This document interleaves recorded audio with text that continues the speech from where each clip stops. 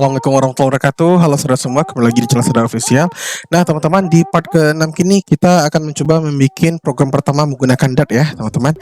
Nah bagi teman-teman yang belum melihat video sebelumnya, silahkan cek di link di atas. Nah bagi yang belum subscribe, silahkan subscribe terlebih dahulu dan aktifkan loncengnya biar mendapatkan notifikasi terbaru dari kita. Oke, kita mulai aja ya teman-teman. Nah sebelumnya kita sudah membahas tentang Dart ya dan kelebihannya. Nah hari ini kita tetap lanjut membuat program pertama menggunakan Dart.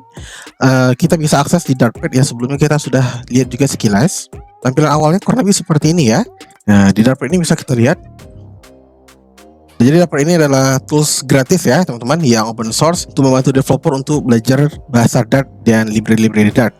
Jadi source code yang masuk ke dalam Dartpad ini akan dikirimkan ke server melalui Google Cloud Platform, kemudian dianalisa untuk membaca ada error atau ada warningnya ya. Makanya kalau kita menggunakan Dartpad, kita tetap bisa melihat nih kalau ada error atau ada warning dan ada information, itu bisa kebaca dari sisi Dartpadnya, dan dia dikompil ke JavaScript dan di return atau dikembalikan ke browser. Maka kita menggunakan browser pun bisa mencoba untuk belajar Dart ya teman-teman. Kemudian source code yang dimasukkan ke dalam Dartpad akan disimpan kemudian diproses untuk meningkatkan pengalaman pengguna ya, user experience dari penggunaan Dartpad dan tools Dart yang lainnya. Nah jadi kita, walaupun kita menggunakan Dartpad ini, di sini diinformasikan akan dihapus ya, kurang lebih dalam waktu 60 hari. Jadi kalau teman-teman bikin dokumentasi atau catatan di sini atau beberapa komen, insya Allah itu tidak akan hilang ya teman-teman ya. Misalnya nih saya coba di sini, saya print Bismillah. Oke, kemudian saya close, saya buka lagi, saya enter lagi nih. Nah masih ada ya teman-teman ya. Nah ini contoh tampilan awal ya ketika kita akses Dartpad Dev. Jadi ada perulangan nih, ada looping for dari menampilkan hello 1 sampai 5. Ini kita sudah akses ya. Nah sekarang coba kita hapus. Nah jadi di tampilan ini bisa kita lihat ya, ada void. Void ini artinya kosong ya teman-teman. Jadi dia nggak ada mengembalikan nilai, nggak ada return nilai, sehingga kita bisa bebas melakukan apapun di dalamnya. Tidak ada nilai spesifik yang dikembalikan. Oke, kemudian main ini adalah fungsi utama untuk menjalankan program Dart khususnya ya. Di bahasa pemrograman lain pun juga fungsi main ini juga tersedia ya teman-teman. Jadi kalau tanpa adanya void main, jadi kalau misalnya kita hapus di sini, kita klik run. Nah, ada nih warning ya, ada error juga nih, no main method found. Jadi main itu sebagai pintu pembuka atau fungsi yang akan menjalankan program-program kita. Jadi startnya dari sana gitu ya. Lalu di sini ada kurung kerawal buka dan kurung kerawal tutup. Nah ini istilahnya breakage ya teman-teman ya. Breakage ini berfungsi sebagai body. Di dalam tanda breakage inilah kita melakukan perintah apa yang ingin kita lakukan. Nah misalnya kita ingin menampilkan tulisan hello world. Nah maka kita bisa ketik print. Nah perintah print itu untuk mencetak atau melakukan output. Bisa berupa tulisan, misalnya tadi ya hello world. Oke, formatnya jangan lupa setiap perintah itu kita akhiri dengan titik koma ya teman-teman ya, semikolon ya. Kita klik run.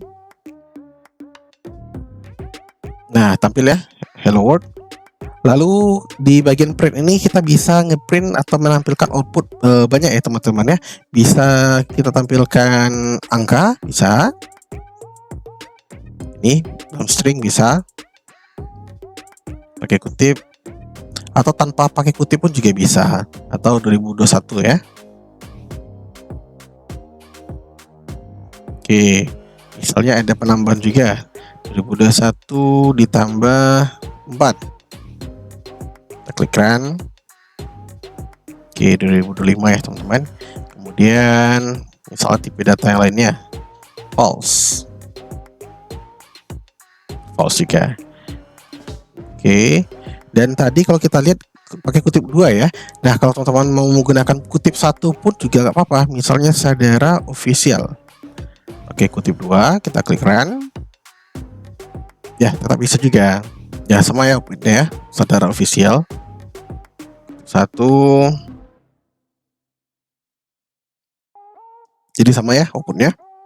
Cuman kita nggak boleh ya, di sini kutip 1, di sini kutip 2, nggak boleh. Ini bakal jadi error. Nah di sini ada informasi. Setiap ada error atau warning dan hal-hal lain, yang tidak sesuai dengan aturan, maka biasanya diinformasikan di sini, di pojok kanan bawah ya teman-teman ya. Oke, kita sesuaikan aja. Nah, ini yang benar. Oke. Nah, kalau titik komanya hilang juga muncul juga ya. Nah, kurang lebih seperti itu.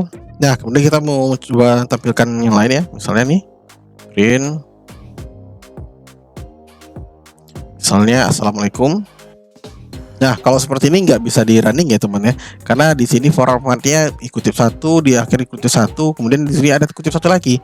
Nah, kalau teman-teman kasusnya seperti ini, nah sebenarnya bisa ya, ada banyak positional argumen yang bisa kita gunakan atau yang lain nih. Untuk lebih detailnya bisa dilihat di sini ada video dokumentasinya, jadi kita klik aja. Namun untuk kasus ini kita cukup ganti aja nih pakai kutip dua. Nah, ini juga kutip dua. Nah, sesimpel itu ya teman-teman ya. Kita klik run. Oke, Sadar Official, assalamualaikum. Oke, kita tampilkan lagi. Misalnya print. Nah, kalau kita jalankan, kurang lebih outputnya sama ya. Dia akan menampilkan pesan string seperti ini. Sadar Official, assalamualaikum. Hello world, this is my first start program. Nah, teman-teman kalau kita lihat di sini, itu codingannya agak berantakan ya, kurang rapi nih. Jadi di sini juga ada format. Nanti pun di editor yang lain juga tersedia ya format ini. Jadi kalau kita misal udah ngoding ya, kemudian codingannya agak berantakan, spasinya, enter dan lain, itu bisa kita rapikan. Nah, bisa kita reformat gitu. Klik aja ini. Kalau di Dartpad kita cukup klik ini. Nah, rapi lagi dia, format successful.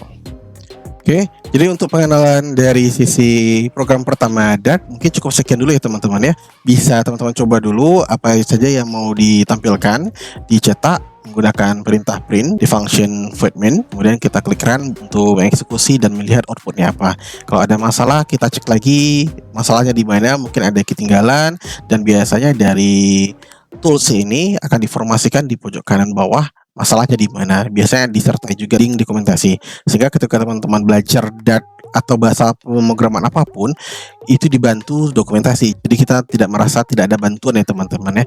Dan saya sarankan teman-teman juga gabung di komunitas, sangat banyak ya komunitas. Saya bisa gabung di grup WhatsApp atau grup Telegram, itu sangat banyak sekali, sehingga itu membantu kita biar lebih semangat untuk belajar suatu bahasa pemrograman. Ketika ada stuck atau ada masalah, kita nggak langsung hilang semangat ya teman-teman ya. Oke, kita sambung nanti di video berikutnya untuk materi selanjutnya di part ke-7. Semoga video singkat ini bermanfaat dan tetap nantikan video kita selanjutnya. Assalamualaikum warahmatullahi wabarakatuh. Salam mantap.